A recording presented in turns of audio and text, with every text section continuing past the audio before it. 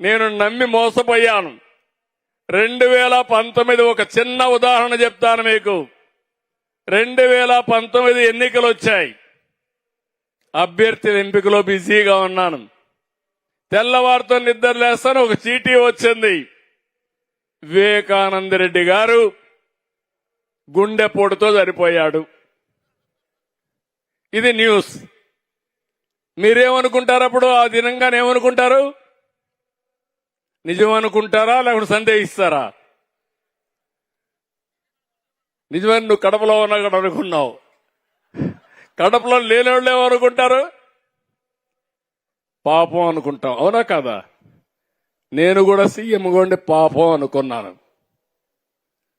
నా పని నేను చేసుకున్నాను పాపం అని. మధ్యాహ్నాలకు ఆయన కూతురు అడిగింది, లేదు సందేహం ఉంది, మీరు పోస్ట్ మార్టం చేయమని. అప్పుడుండే మా ఎస్పీ కూడా ఏదో జరిగి ఉంటుంది అని ఆయన గమ్మునున్నాడు. అక్కడ ఒక సిఐ ఉంటే పై వాళ్ళకి రిపోర్ట్ చేయాలి. ఆయన రిపోర్ట్ కూడా చేయకుండా వాళ్ళంతా కూడా రూమ్ అంతా కడిగితే ఈయన వాళ్ళకందరికి సహకరించాడు. సాయంత్రం అయింది, నాటకం పరాకాష్ఠకు వచ్చింది. సాయంత్రం అయితే ఏం చేశారంటే, మా తండ్రి చనిపోయాడు, చిన్నానే పెద్ద దిక్కు, ఈరోజు ఆయన్ను కూడా చంపేశారన్నాడు. ప్రజల్లో అనుమానం పడింది. తర్వాత నెక్స్ట్ డే పేపర్లో నారాసుర రక్త చరిత్రని నా చేతిలో కత్తి పెట్టి సాక్షి పేపర్లో వేసాడు.